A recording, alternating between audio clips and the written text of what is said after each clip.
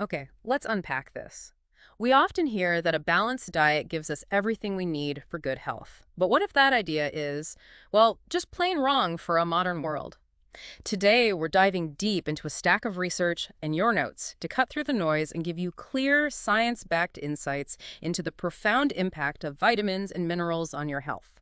Our mission: to empower you to make informed choices that go far beyond basic nutrition, uncovering those surprising nuggets of knowledge that can genuinely change your perspective. What's truly fascinating here is how the sources challenge a really long-held belief. They suggest that our modern environment, with its often imperfect food sources and daily stresses, really demands a more proactive approach to nutrient intake than simply aiming for, the bare minimum. So let's get right into it. Why can't we always get everything our bodies truly need from even the most healthful diet? It feels like it should be the ultimate gold standard, doesn't it? That's a great question, and there are a few core reasons. First, um, many popular dietary regimens, even those considered healthy, can actually lead to deficiencies in key nutrients, things like vitamins A and E, zinc, magnesium, and chromium. Huh. Even the healthy ones. Yes. And second, the very concept of a good diet often focuses on preventing obvious deficiency symptoms, things like scurvy or rickets. But it often sidesteps the possibility that the human body could truly benefit from much higher concentrations of certain vitamins and minerals than typically expected for optimal function. Okay, higher levels for optimal function. Right. And finally, well, let's be real. The average person's on the run, sometimes fast food heavy diet makes adequate nutrient intake genuinely challenging. It's just tough. So this isn't about ditching good food for a pill, is it? Because that's a common misconception when people hear about supplements. Absolutely not. Supplements are just that they supplement.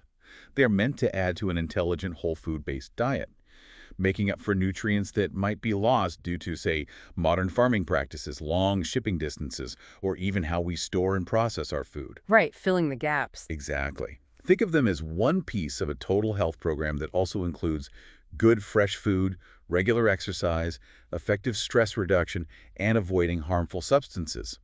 They're definitely not a free pass to eat whatever you want. That clarity on supplements is really helpful. But what about the RDAs and RDIs we hear constantly about, the recommended daily intakes? Are they truly enough for us to thrive? Well, they're also called the minimum wages of nutrition. RDIs are primarily estimates designed to prevent overt deficiency symptoms, like preventing actual disease from severe lack. They're generally not tailored for individual needs or for achieving optimal health. Just avoiding the really bad stuff. Pretty much. And crucially, they don't address the prevention of degenerative diseases like cancer and heart disease, nor are they adequate for treating certain conditions. So they're just a floor, not a ceiling. Exactly. Take vitamin D, for example. The RDI of 400 IU is, Yeah. according to much recent research, well, clearly too low. We now know that an intake of maybe 1,000 IU is often needed for most adults to reach truly optimum blood levels. 1,000. That's quite a jump from 400. It is. In fact, vitamin D deficiency is considered a major unrecognized epidemic, strongly linked to diseases like cancer, osteoporosis, and diabetes.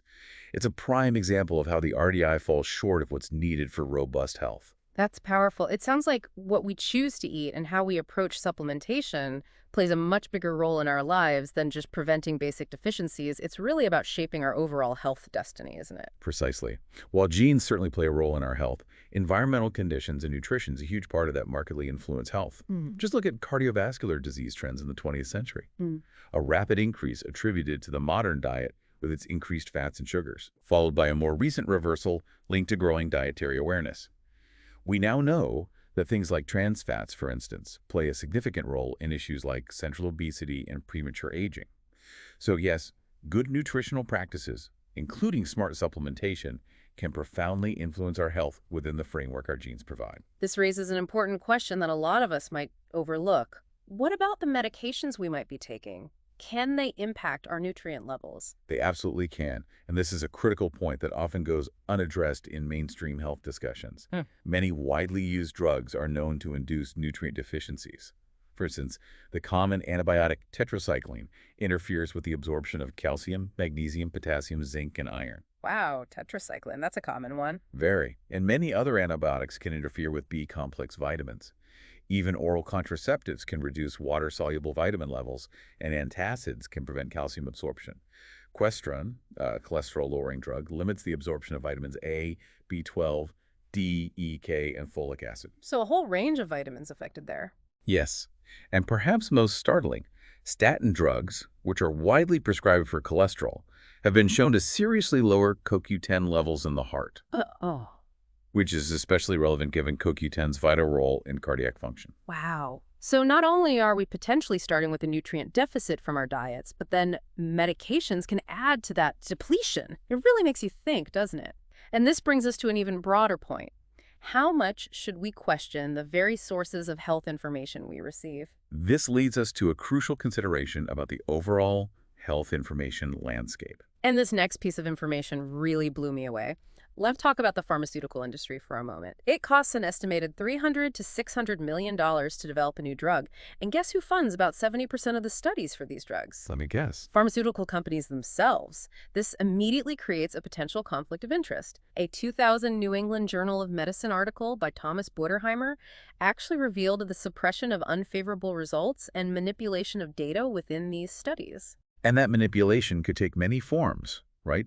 Like speeding up trials, using healthier populations in studies than the actual target patients. Exactly. Comparing new drugs to maybe low doses of competitors to make them look better, reporting only partial data, or even outright suppressing negative studies that don't show the desired results. That's astounding.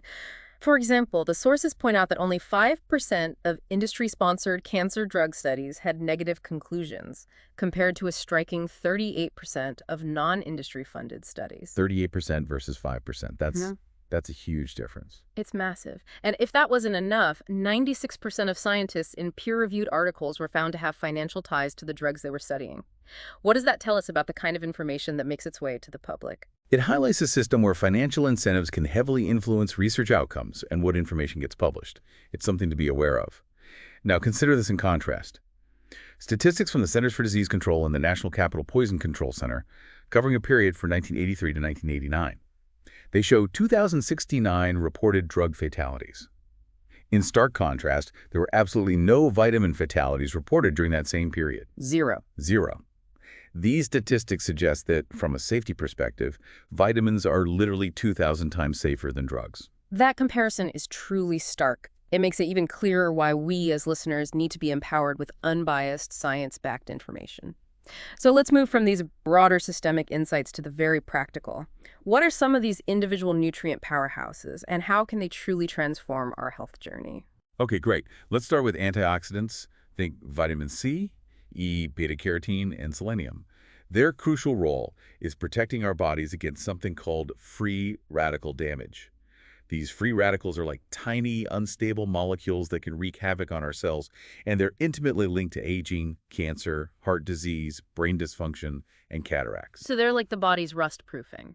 That's a good way to put it. And supplemental antioxidants can significantly help mop up these free radicals. And there's some pretty compelling evidence, right? Absolutely.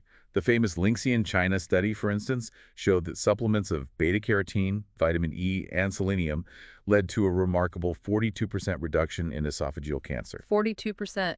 Yes. And Dr. Gladys Block's comprehensive review found that 120 out of 130 studies linked antioxidants to reduced risks of many cancers. What that tells us is the profound protective power these antioxidants can have. Next, let's talk about the B vitamins, our metabolic maestros.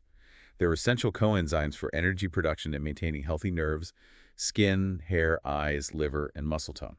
They're involved in almost every bodily process. So they're doing a lot more than just boosting energy. Much more. For B1, thiamine, it's crucial for how our bodies process carbohydrates for energy.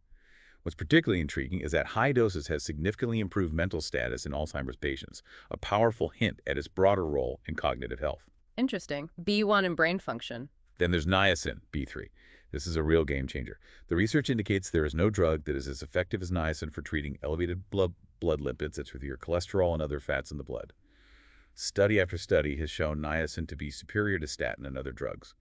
It also plays a role in DNA repair and cancer prevention. Wait, superior to statins? That's a massive claim.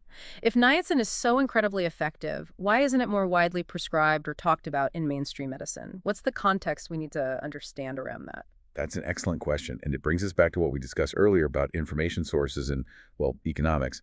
Niacin's been around for a long time, it's a natural substance, and it's inexpensive. Pharmaceutical companies primarily invest in developing new patentable drugs. Ah, the patent factor. Right, so while the evidence for niacin's effectiveness is robust, it doesn't fit the same economic model as a patented prescription drug, which means it gets far less promotion. That's the core insight here. Yeah. Sometimes the best solution isn't the newest or most advertised one. Now let's look at B6, B12, and folic acid, our homocysteine solution. Yeah. Homocysteine is a toxic byproduct of metabolism, Uh, and it's now recognized as a primary risk factor for a whole host of serious conditions, including heart disease, cancer, arthritis, depression, and Alzheimer's. a toxic byproduct sounds pretty bad, so these B vitamins help with that. Precisely.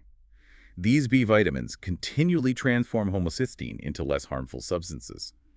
Studies have shown they significantly reduced homocysteine levels and even decreased restenosis after angioplasty. That's when arteries narrow again after a procedure. Keeping them clear. Exactly. Helps keep them clear. They're also deeply linked to cognitive function, memory, and concentration, with evidence suggesting they may even help prevent dementia and Alzheimer's. And beyond that, folic acid has shown effectiveness in treating cervical dysplasia, and B6 can benefit pregnancy nausea and even certain types of childhood epilepsy. You've just laid out an incredible case for the B vitamins, from brain health to preventing heart disease. It really makes you rethink what we often see as just energy vitamins. What's the next powerhouse we're going to dive into? Let's move on to vitamin E, and specifically beyond alpha. Natural vitamin E, or D-alpha tocopherol, is significantly more potent than synthetic forms you might find. What's truly exciting is the emerging research on other forms like gamma tocopherol and tocotrienols for cancer prevention, cholesterol reduction, inflammation, and nervous system protection. Other forms? I thought E was just E. It's a family. But a key insight here is that high doses of alpha tocopherol, the most common form, can actually deplete gamma tocopherol. Yeah. So getting the right mix of these E forms matters. That's a crucial detail. So it's not just about getting enough vitamin E, but getting the right kind of vitamin E. Exactly. And speaking of bombshells, 2 Harvard studies linked vitamin E supplements to a 36% lower risk of major coronary disease. 36% lower risk. Wow. Significant, right? And surprisingly, vitamin E has shown benefits for PMS, hot flashes, offering a safer alternative to hormone replacement therapy for women at risk for breast cancer, and even improving skin health. Things like reducing age spots and aiding conditions like atopic dermatitis. Then there's vitamin C, the anti-stress and longevity vitamin. Unlike most animals, humans cannot produce or even store vitamin C.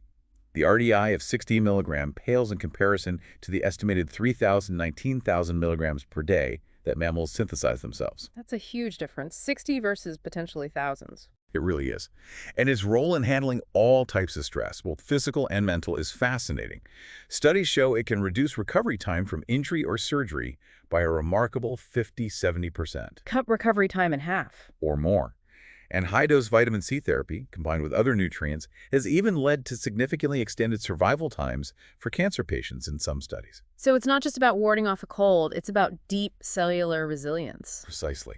In one study of men, those consuming 300 milligrams of vitamin C daily had a 40% lower death rate from heart disease and other causes. It's a foundational nutrient for overall health and longevity. For vitamin D and calcium, it's so much more than just bones. We touched on the vitamin D deficiency epidemic, and it's strongly linked to reducing risks of various cancers, including breast, colon, ovarian, and prostate, and type 1 diabetes. Beyond osteoporosis. Way beyond.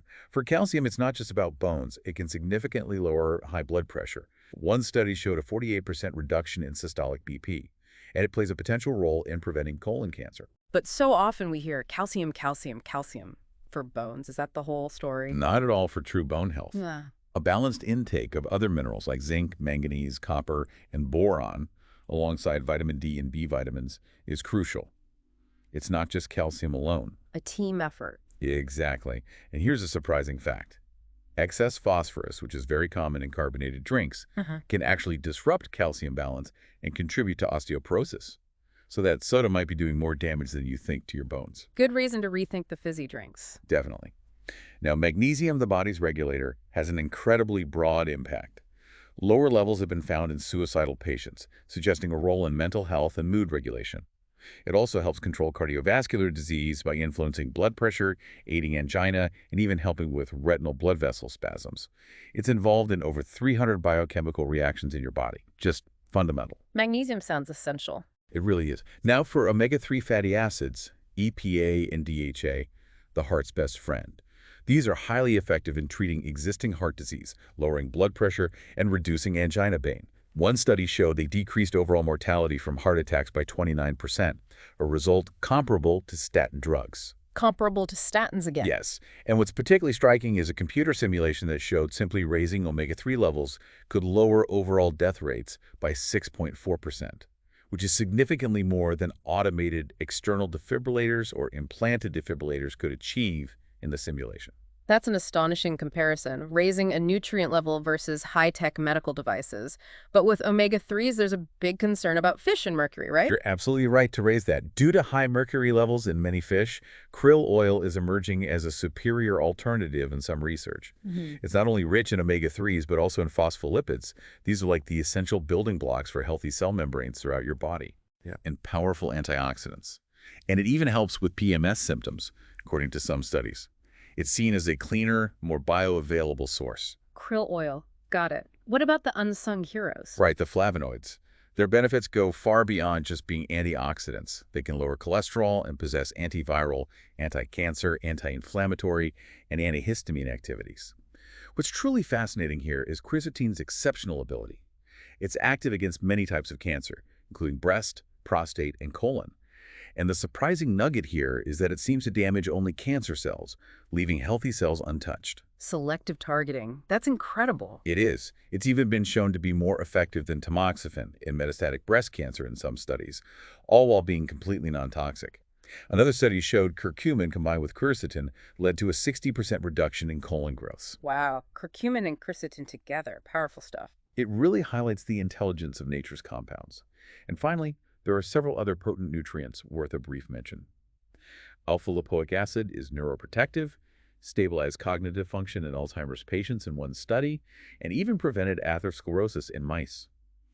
Garlic has been shown to reduce cholesterol, improve peripheral blood flow, and is actually a licensed drug for atherosclerosis in Germany. Garlic as a drug. Interesting. Yep.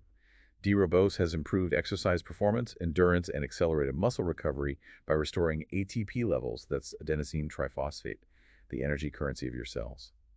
And while melatonin is known for sleep, it also has anti-cancer, anti-aging, and immune system effects, according to research. Lastly, DHEA has been linked to anti-aging, memory restoration, stress alleviation, and improved sleep and joint soreness. It's a whole world of natural powerhouses. That's a lot of powerful information packed in there. It really shows how much these individual nutrients are doing behind the scenes. So what does all this mean for you, the listener? How do you apply this wealth of information to your own health journey? This is where we introduce the concept of optimum daily intakes, or ODIs, going beyond minimums to what your body truly needs to thrive. Your individual needs will vary based on your personal or family health history and lifestyle factors. Makes sense. For example, if cancer runs in your family, you might consider higher ODIs of vitamins A, B, C, D, E, manganese, and selenium.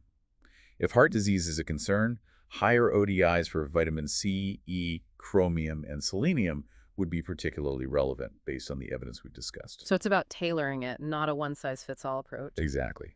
Now, a quick but important note. If you're looking at more than one health area, just aim for the higher end of the recommended ODI for a particular nutrient. No need to, add them all together or double up. Use the upper suggested range. Got it. Use the higher recommendation. And what's the crucial final step for our listeners before making any big changes? Remember, and this is really important, if you have a medical condition or are on medication, please consult with your physician before taking supplements. This deep dive is about empowering you with knowledge, but professional guidance is key for individual health plans. We've taken a deep dive today, uncovering layers of surprising insights about vitamins and minerals, challenging common assumptions, and revealing their incredible power to influence our health. From debunking the perfect diet myth to understanding the intricate interactions within our bodies and even the pressures within scientific research, it's clear that informed choices are paramount. Knowledge is most valuable when understood and applied, right? This journey wasn't just about what to take, but about why it matters. Connecting the dots between nutrition, disease prevention, and even the aging process. It encourages critical thinking about all health information you encounter. So consider this. Given the limitations of modern diets and the distinct safety profile of nutritional supplements compared to pharmaceuticals, how might a personalized, informed approach to your vitamin and mineral intake transform your long-term health and redefine what you consider normal aging? What one nutrient or health area will you deep